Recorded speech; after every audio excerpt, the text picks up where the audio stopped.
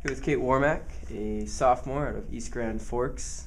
Kate, let's just start off with your high school experience. You've had the opportunity to go to state, I believe your junior year. So just kind of talk about what your high school basketball experience was like. High school ball was really fun. Being 6'2" in high school and basketball definitely gave me the advantage over most teams. But, I still really wanted to play college ball, so I still worked hard. And going to state was the best thing that ever happened to, my team. And for East Grand Forks, it was a big accomplishment. So I think going to state definitely helped with seeing college coaches and just playing with that next level of competition. So you finish up your senior year, or even during your senior year. What was the process like of choosing a school, and what made you choose Bemidji State? It was cool getting letters from schools that I've never heard of and schools from the area, but I liked Bemidji because the campus is beautiful. Both my parents went here, so it kind of helped with the choice too. They loved it, so I kind of thought that I would fit too. The program, I wanted to be that player to take to the next level and just help them out, and I think that hopefully over the next couple of years I can do that.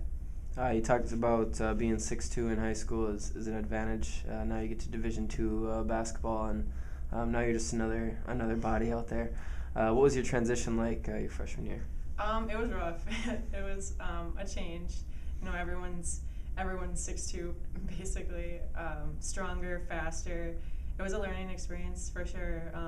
This summer I knew I had to get a lot stronger if I wanted to be able to compete, so that first year was definitely a learning experience. What kind of things did you do over the summer, knowing you needed to prepare for your sophomore year? I spent a lot of time in the weight room. That was my primary goal. And then also developing somewhat of an outside shot to just take my game to the next level, I think. So a lot of time in the gym,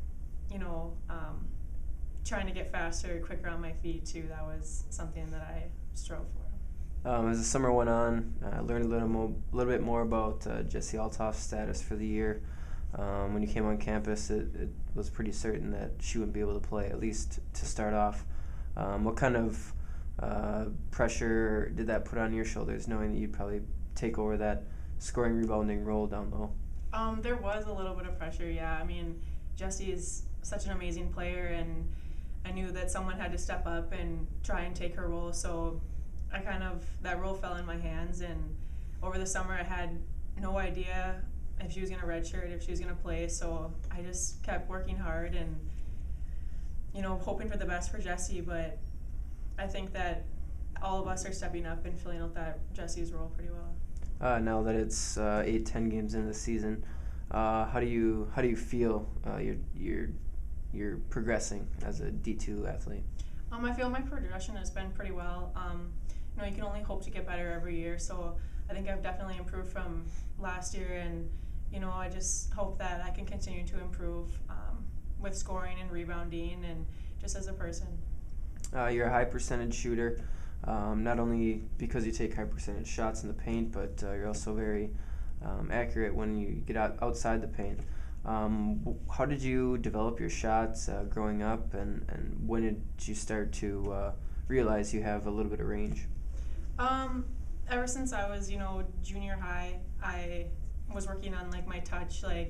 In post play, you don't really have to have much touch because you're so close, but I'd spend a lot of hours just shooting, working back to the free throw line, getting the follow through, getting the snap down. So it's just something I do every day before practice. And up until college, I really didn't shoot much range because they needed me in the post. So probably last year is when I was encouraged to shoot outside of the paint. Not only did you get a shot outside the paint, but outside the arc against Upper Iowa. First career three-point attempt goes in. I know you shoot a lot, but you got the opportunity to shoot a three and you hit it. What was kind of the progression up to the point and the feeling after?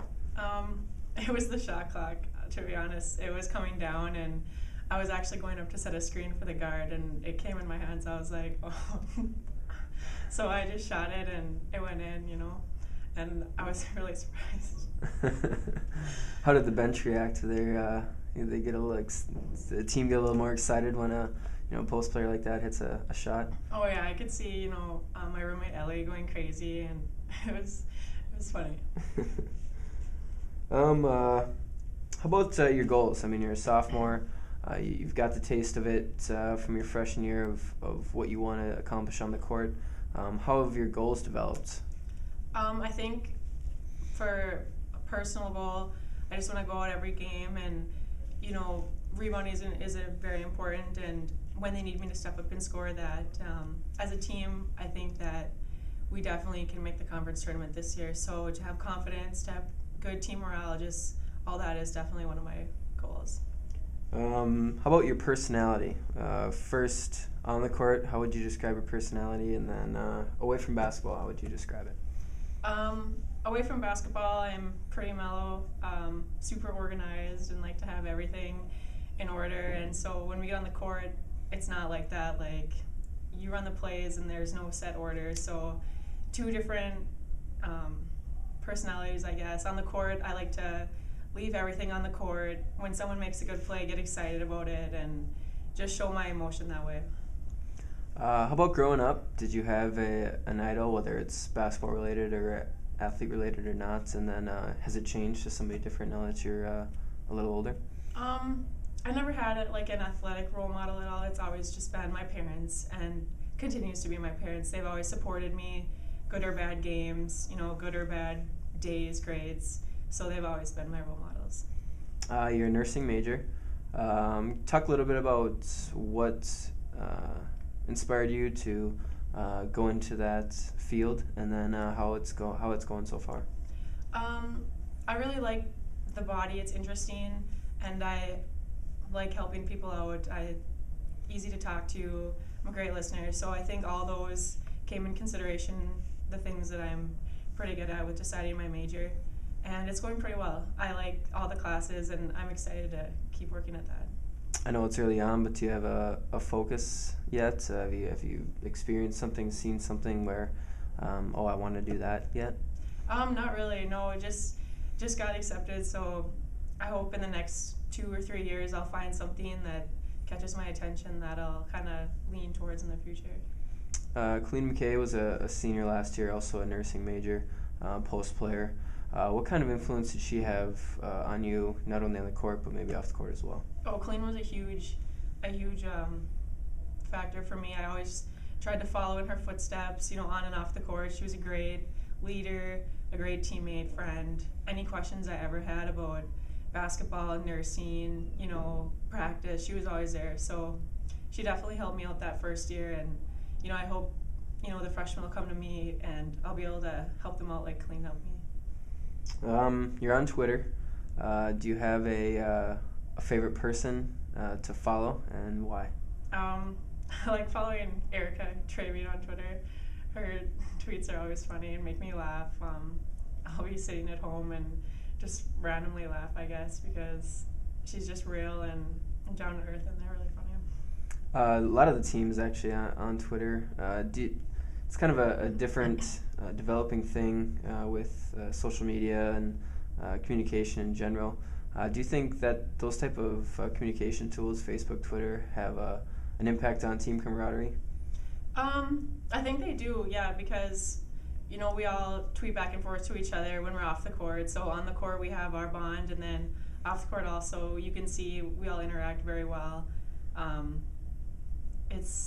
It's nice, like knowing what everyone's doing and going and hanging out, and it's a fun way to communicate, and we all get along very well.